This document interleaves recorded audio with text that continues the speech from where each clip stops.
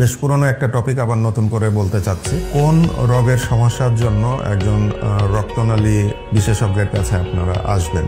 আমরা আমাদের চেম্বার প্র্যাকটিসে প্রতিদিন যে রোগীগুলো দেখি তার মধ্যে একটা বড় অংশই থাকে যারা রোগের সমস্যার জন্য আমাদের কাছে আসেন। কিন্তু আসলে আমরা যে রোগের চিকিৎসা করি সেটা হলো রক্তনালীর রোগ।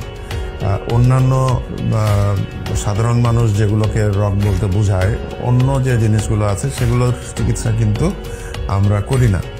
আমাদের প্রচুর রোগী আসেন কোমরের ব্যথা, কোমর থেকে পায়ের দিকে রোগের ব্যথা চলে যাচ্ছে কিংবা রোগের টান খায়, এই জাতীয় সমস্যার জন্য অনেক রোগী আসেন।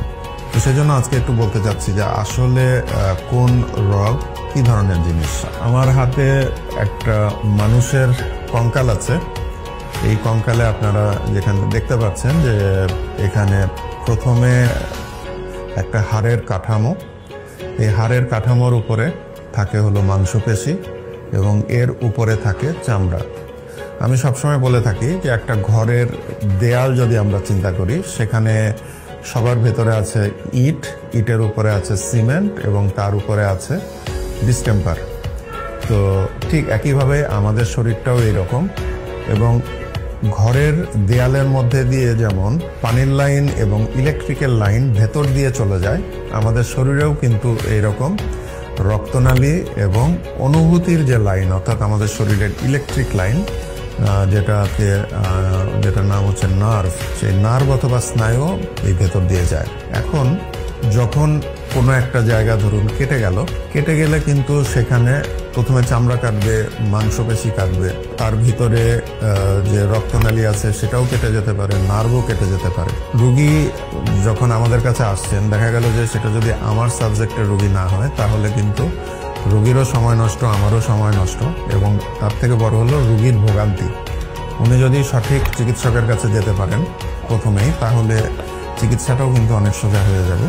এখানে যে আমরা হাড় দেখতে পাচ্ছি, এই হাড়ের উপরে যে মাংসগুলো থাকে, সেই মাংসগুলো হাড়ের যেখান থেকে শুরু হয় এবং যেখানে এসে শেষ হলো, এই দুইটা জায়গাতেই আপনারা নিশ্চয়ই যখন কোনো পশু জবাই করেছেন সেখানে দেখেছেন যে মাংসের উপর এবং নিচের কিছু জায়গাটা অনেক শক্ত দড়ির মতো হয়ে যায় এবং চকচক করে, এবং যেটা হয়তো টেনে ছেঁড়া যায় না, কিন্তু কিংবা কাটাও যায় না, মাংস আবার ইজিলি কাটা যায়। তো সেই মাংসপেশির যে উভয় মুখের যে অংশগুলো, এটা আসলে টেন্ডন। মাংসপেশিটা টেন্ডন হয়ে যায়। টেন্ডন হলো শক্ত দড়ির মতো এবং সেটাই এই হাড়ের সাথে লেগে থাকে। তো এই টেন্ডনের জন্য যে ব্যথাটা হচ্ছে, কিংবা বিশেষ করে আমাদের পায়ের দিকে টেন্ডনগুলো অনেক লম্বা লম্বা, হয়তো এখানে যে মাংসপেশিটা আছে সেই মাংসপেশিটাও লম্বা হয়ে টেন্ডন হয়ে এরকম নিচের দিকে এসে চলে আসছে। তো এটার কোনো সমস্যা যদি হয়, তাহলে আপনাকে যেতে হবে অর্থোপেডিক সার্জনের কাছে, কারণ হাড়, জয়েন্ট এবং এই জয়েন্টের সাথে লেগে থাকা জিনিসপত্র নিয়ে ওনারা কাজ করেন। যদি রক্তনালীর কোনো সমস্যা হয়, সেটার জন্য আসতে হবে আমাদের কাছে, ভাস্কুলার সার্জনদের কাছে। যদি নার্ভের কোনো কিছু হয়, যেমন এই ব্রেইন থেকে মেরুদণ্ডের ভেতর দিয়ে যে স্পাইনাল কর্ড অর্থাৎ স্নায়ুরজ্জু নেমে যাচ্ছে, যেটা আমাদের শরীরের ইলেকট্রিক লাইন, আমাদের অনুভূতিকে তারা আনা নেয়া করে, সেইটা কিন্তু প্রতিটা লেভেল থেকে আবার সরু সরু তারের মতো হয়ে, তার জালির মতো সারা শরীরে ছড়িয়ে যায় এবং একদম পায়ের পাতা থেকে মাথা প্রতিটা জায়গাতেই এই নার্ভগুলো ছড়িয়ে আছে। তো নার্ভের কোনো সমস্যা যদি হয়, সেটার চিকিৎসা করে থাকেন নিউরোলজিস্ট অথবা নিউরোসার্জনরা। কিছু কিছু ক্ষেত্রে অবশ্য অর্থোপেডিক্স এবং নিউরোলজি একই। এটা বোঝা কঠিন যে আসলে আমরা কার কাছে যাব, বিশেষ করে যাদের মেরুদণ্ডের হাড়ের ক্ষয় হয়ে যায় এবং যেটার জন্য ডিস্ক প্রলাপস হয়, অর্থাৎ এই দুইটা হাড়ের মাঝখানের যে নরম মাংসটা অর্থাৎ ডিস্ক, সেটা পেছন দিকে চলে এসে যখন এই পেছনের স্পাইনাল কর্ডের উপরে চাপ দিচ্ছে, তখন ওইখান দিয়ে যে জায়গাটায় চাপ লাগলো সেইখানকার নার্ভ অর্থাৎ ইলেকট্রিক লাইনটা যেইখানে যে শেষ হয়েছিল সেই পর্যন্ত কিংবা সেই জায়গাতে ব্যথা অনুভূত হতে পারে। যে অনেকেই আসবেন যে ওনার পায়ে ব্যথা নিয়ে, কিন্তু যেটা আমরা দেখছি যে তার আসলে মেরুদণ্ডের হাড় হয়ে গেছে কোমরে।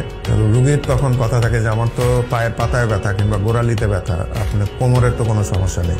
এই ব্যাপারটার চিকিৎসা যেটা ডিস্ক প্রলাপস অথবা হাড় ক্ষয়ে যাওয়া, এবং হাড় ক্ষয়ে যাওয়ার কারণে যে ডিস্ক প্রলাপস নার্ভে চাপ খাওয়া, এটা অর্থোপেডিক্স সার্জনরাও চিকিৎসা করেন, আবার নিউরোলজিস্ট কিংবা নিউরো সার্জনরাও চিকিৎসা করেন। আমরা ভাস্কুলার সার্জনরা এটা চিকিৎসা করি না, যার কারণে দেখা যায় যে আমাদের 30% রুগী আমাদের চেম্বারে আসেন যারা এই সমস্যাটাই বেশি থাকে তাদের, কিন্তু মানে বুঝতে না পারার কারণে তারা ভোগান্তিতে পড়েন আমাদের কাছে এসে। তো আমরা তাদেরকে আবার রেফার করে দিই সঠিক জায়গায়। তো সবাই যদি এই জিনিসগুলো ভালো করে বুঝতে পারেন আগে থেকেই, তাহলে সঠিক সময়ে সঠিক জায়গায় গেলে ওনার চিকিৎসাটা আরো দ্রুত পেতে পারেন। ধন্যবাদ সবাইকে।